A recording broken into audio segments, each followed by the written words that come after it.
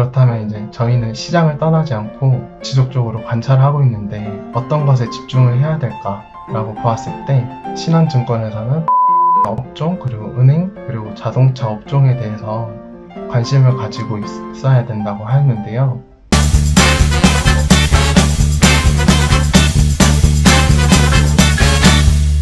안녕하세요, 로켓입니다. 주간 상승률 탑 30에서 가장 부각받은 테마에서 가장 많이 오른 종목을 분석하는 시간을 가져보도록 하겠습니다. 지난주 양시장은 코스피 3.30 그리고 코스닥 6.51% 하락하였는데요. 그 중에서 에너지 관련주가 지난주에 가장 시장에서 부각을 받았었습니다. 현대차증권에선 양시장 모두 과매도권에 근접하였다고 평가를 하고 있었는데요. 특히 2차전지 업종이 20%에 육박하는 코스닥은 금리 변화와 그리고 테슬라의 어닝 쇼크로 하락폭이 더 컸으며, 그리고 3분기 실적이 우호적인 변수이지 않을 것이며, 그리고 개인 투자자 심리 악화로 저점 매수 여력이 적으니 보수적인 스탠스를 취하라는 뷰를 가지고 있었습니다. 에너지 관련주는 월요일부터 목요일까지 일간 상승률에 모두 포함되었는데요. 에너지 관련주에서 가장 상승률이 높았던 대성산업은 월요일과 목요일에 일간 탑 30에 포함되었습니다. 대성산업은 에너지 관련주로 금요일 기준으로 시총 2,000억대였으며, 그리고 최대주주 특수관계 및 자사주 지분이 모두 포함하면 52%를 차지하고 있었습니다. 대성산업은 서울, 경기, 그리고 경상도 지역을 공급 권역으로 하는 GS 칼텍스의 최대 일반 대리점으로 소비심리 위축으로 매출 성장이 제한적일 거란 현황을 알 수 있었습니다.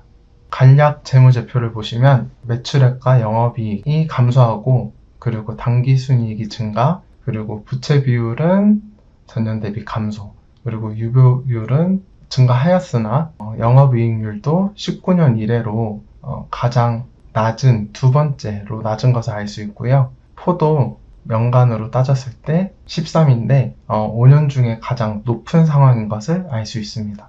차트를 보시면 10월 5일에 최저가를 기록을 하고 이라크 팔레스타인 전쟁 재료로 상승하면서 지난주 목요일에 피크를 찍고, 그리고 금요일에 조정을 받았던 모습을 알 수 있었습니다. 지난주 목요일에 그럼 어떤 뉴스가 있었냐면은 이란 외무장관이 이슬람 국가들에게 이스라엘한테 석유 수출하지 말라, 고립시켜라 라는 내용으로 석유 관련주가 부각을 받았었습니다. 대성산업 관련하여서는 개별 리포트는 없었고요. 그리고 신한투자증권에서 지난주 시장 상황과 이번 주 시장 전략에 관한 내용이 있어서 리포트를 발췌해 보았습니다. 지난주 시장이 안 좋았던 것은 앞에 말씀드린 대로 국제 유가가 상승하고, 그리고 미국이 중국에 대해서 반도체 규제를 하고, 그리고 테슬라가 어닝 쇼크가 나면서 하락을 하였다고 평가를 하고 있었습니다. 그래서 이번 주도 중동의 지정학적 리스크와 그리고 유가 금리 방향이 금융시장의 핵심 변수로 작용할 것이고, 그리고 여러 지표들이 발표할 예정인데 이런 발표들이 어떻게 나오는지, 그리고 시장이 어떻게 반응하는지를 체크해야 된다고 하였습니다. 그렇다면 이제 저희는 시장을 떠나지 않고 지속적으로 관찰하고 있는데 어떤 것에 집중을 해야 될까라고 보았을 때 신한증권에서는 반도체 업종, 그리고 은행, 그리고 자동차 업종에 대해서 관심을 가지고 있어야 된다고 하였는데요. 특히 지난주 지수 상승이 화요일과 수요일에 하였는데 이때 같이 부각을 받았던 반도체는 메모리 반도체 업황 턴어라운드가 본격화될 것이고, 그리고 4분기 기점으로 실적 개선이 기대된다는 뷰를 알 수 있었습니다. 그리고 현대차증권에서는 24년도 R&D 예산으로 살펴본 유망 테마는 무엇인가 라는 리포트 내 섹터가 있었는데요. 내년 예산안 중 R&D 부문 예산안 사용처는 향후 성장 동력이 될 분야를 가늠할 수 있게 해주는 요소인데 크게 7가지 분야에 투자한다는 것을 알 수 있었습니다. 그중 긴축 기조로 예산을 줄이고 있는데 예산이 집중된 AI와 첨단 바이오는 부각을 나타낼 수 있다고 판단을 하였고, 그리고 AI 신약 개발 관련하여서 시장의 성장성에 대해 기존 대비 시간 및 그리고 개발 비용 절감 효과가 있기 때문에 이런 거를 근거로 아마 부각을 받지 않을까라고 예측하고 있었습니다. 하지만 현재는 개인 매수세가 집중되어 있는 것을 감안했을 때 연말까지는 변동성이 확대될 것이니 좀 유의를 해라 라는 내용이었습니다. 이 표들은 의료 AI 관련된 내용들인데요. 기존 방식 대비 소요기간을 대폭 축소된다는 것. 그러니까 약 10년 정도, 최대 10년 정도 걸리는 걸 많이 줄일 수 있다.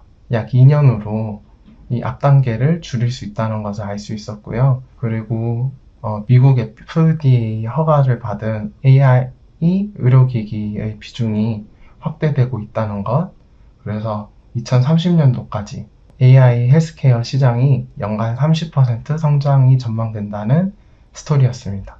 그리고 마지막으로는 하나투자증권에서 2024년 전망 리포트가 나왔는데요.